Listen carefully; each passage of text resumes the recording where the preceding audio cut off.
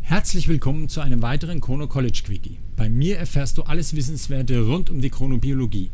Und wie der Name es schon sagt, geht es hier kurz und knackig zur Sache.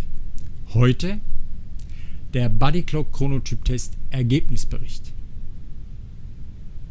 Mein Name ist Michael Wieden, meine Passion ist seit 2002 die wissenschaftlich basierte Chronobiologie und wie man deren gewaltiges Potenzial für unsere Gesellschaft und Wirtschaft nutzbar machen kann. Ich habe euch in meinem Quickie Nummer 5 den Body Clock Chronotypen-Test erläutert. Wer das noch nicht gesehen hat, findet den Link dazu unten im Text. Das Wichtige für euch ist natürlich nicht nur die Durchführung des Tests, sondern vor allem das Ergebnis.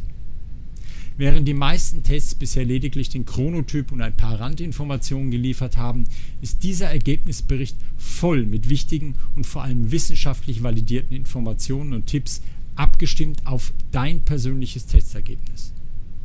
Der gesamte Umfang beträgt 27 Seiten und sprengt somit den Rahmen eines Quickies, wenn ich hier alles ausführlich erläutern würde. Ich habe im Text unten deswegen meinen eigenen Ergebnisbericht verlinkt und wer Interesse hat, kann ihn sich runterladen. Für euch möchte ich aber hier schon einen groben Quickie-Überblick liefern. Wichtig vorab: Die in diesem Bericht gemachten Aussagen und vorgeschlagenen Zeitfenster basieren ausschließlich auf deinem individuellen Chronotyp. Sie können jedoch nicht deine berufliche und soziale Situation berücksichtigen. Wenn du also nicht weißt, wie du die Vorschläge im beruflichen oder familiären Umfeld umsetzen sollst, dann können wir dies in persönlichen Chrono-Coachings erarbeiten. Auch hierzu findest du einen Link im Text unten. Jetzt aber zum Ergebnisbericht. Der Ergebnisbericht teilt sich in 3 große Bereiche auf. Erstens Erläuterung zum Chronotyp. Zweitens Tagesplan mit individuellen Zeiten für verschiedene Tätigkeiten im Alltag. Und drittens historische und genetische Hintergründe zu deinem Chronotyp. Im Kern steht der DILMO, also der Zeitpunkt, zu dem unsere biologische Melatoninausschüttung einen Schwellenwert überschreitet. Dieser wird im Ergebnisbericht erläutert und es wird beschrieben, wie er mit deinem Chronotyp zusammenhängt. In einer Grafik wird dann dein Chronotyp im Vergleich zur Gesamtbevölkerung dargestellt und ebenfalls erläutert. Basierend auf deinem über den Test ermittelten DILMO erhältst du einen Tagesplan. Dieser stellt das Kernstück des Ergebnisberichts dar. Dieser Tagesplan beinhaltet sogenannte optimale Zeitfenster. Wenn du die jeweiligen Tätigkeiten in diesem Zeitfenster durchführst, hast du die besten körperlichen und geistigen Voraussetzungen dafür. Sprich, die Abläufe im Körper bieten zu diesen Zeiten die besten Grundlage für die jeweilige Tätigkeit.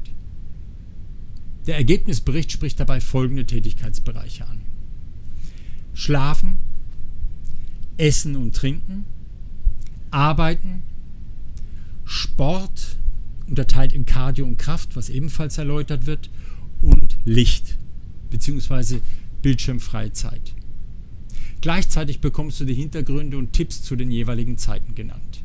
Am Ende gibt es noch einen Überblick zu Ursprung und genetischen Besonderheiten deines Chronotyps. Lass uns mal kurz in meine einzelnen Zeitfenster reinsehen. Ich selbst bin ein extremer Spättyp. Mein DILMO liegt bei 1:30 Uhr in der Nacht. Ab diesem Zeitpunkt steigt bei mir der Melatoninpegel. Liegen keine anderen Informationen vor, wird in der Regel dieser Vorgang bis zum Einschlafen mit 2,5 Stunden angesetzt, sodass mein Einschlafzeitpunkt dann 4 Uhr wäre. Da ich meine persönliche Situation aber sehr gut kenne, wurde in diesem Fall mit 2 Stunden gerechnet, was zu einem Einschlafzeitpunkt von 3:30 Uhr führt. Und um die Fragen gleich vorwegzunehmen: Ja, das passt mir sehr gut für mich, aber nein, das kann ich bei meinem Beruf selten so leben. Es geht jedoch wie immer ums Optimieren und nicht ums Perfektionieren. Und so gehen meine Frau und ich meistens zwischen 1:30 Uhr und 2:30 Uhr ins Bett. Mein Glück: Meine Frau ist nochmal 15 Minuten später als ich. Wir beide gehören da mit knapp 2-5% der Bevölkerung zu einer absoluten Minderheit. Sehen wir uns mal mein Essensfenster an. Entsprechend meines DILMO geht mein Schlaffenster bis 11:30 Uhr. Somit beginnt mein Essensfenster ab 12 Uhr. Das Interessante dabei, mein Hungergefühl deckt sich tatsächlich mit diesem Fenster. Unabhängig davon, ob ich jetzt wirklich bis 11:30 Uhr schlafe, was selten vorkommt, oder früher aufwache, weil ich früher ins Bett gegangen bin. Vor 12 Uhr bekomme ich in der Regel keinen Bissen runter.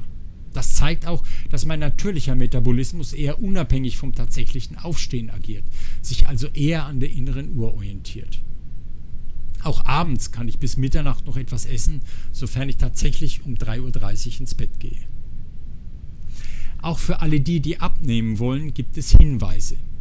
Denn wenn das Abnehmen bisher nicht funktioniert hat, kann dies auch etwas mit deinem Essensrhythmus zu tun haben, der gegen deine innere Uhr läuft. Auch mein Arbeitsfenster zwischen 13 Uhr und 22 Uhr deckt sich stark mit der Realität. Muss ich früher arbeiten, funktioniert das zwar, aber ich brauche für die gleiche Leistung wesentlich mehr Energie und gegebenenfalls Kaffee. Arbeiten am Abend bzw. nachts funktioniert sehr gut. Voraussetzung ist jedoch immer, dass ich meine 8 Stunden Schlaf habe. Zuletzt noch ein kurzer Blick auf den Sport. Es mag den einen oder anderen wundern, warum hier 2 Zeiträume angegeben sind. Hintergrund ist, dass man morgens Kraftsport vermeiden sollte. Sinnvoll ist jedoch eine Aufwärmtrainingseinheit, die den Körper in Schwung bringt. Dabei gilt es jedoch Maß zu halten, denn es geht ums Fitwerden und nicht ums Auspowern. Ich selbst gehe 15 Minuten auf den Stepper und rudere ca. 20 Minuten, verbunden mit einer Yoga-Einheit. Das bringt als Ganzkörper-Workout den Kreislauf in Schwung, ohne ihn an die Leistungsgrenzen zu bringen. Wichtig: Es macht absolut keinen Sinn, früher aufzustehen, nur um noch Sport treiben zu können. Jede Minute Schlaf ist auf lange Sicht gesehen wichtiger, als für den Sport den Wecker früher zu stellen.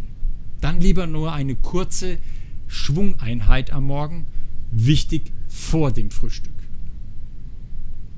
Learning also für heute: Der Ergebnisbericht bietet ein Füllhorn an Tipps und Impulsen als Grundlage für Maßnahmen zur Verbesserung deines Wohlbefindens. Der wichtige Punkt dabei: Lass dich von der Fülle nicht erschlagen. Es gilt hier auch das Pareto-Prinzip, das schon 20% der Optimierung zu 80% der Verbesserung führen können.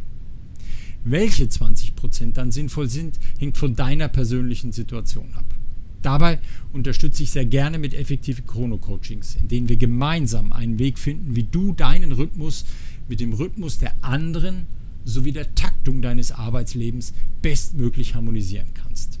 Intelligentes, wissenschaftlich fundiertes Rhythmusmanagement statt Zeitmanagement eben.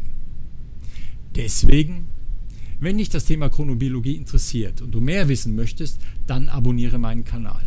Hier erfährst du alles in kurzen, wissenschaftlich fundierten, aber einfach erklärten Quickies. Und wenn du nichts verpassen willst, aktiviere die Glocke. Du hast Fragen? Schreib diese in den Kommentar, ich antworte darauf oder erstelle ein Chrono College Quickie dazu, wenn es eine interessante Fragestellung ist, die noch nicht in einem Quickie verewigt wurde. Im Text unten findest du meine Website mit Infos zu mir und meiner Person sowie einen Link zu unserem Shop mit unseren Leistungen. Und jetzt wünsche ich dir einen ausgeschlafenen Tag und bleib rhythmisch.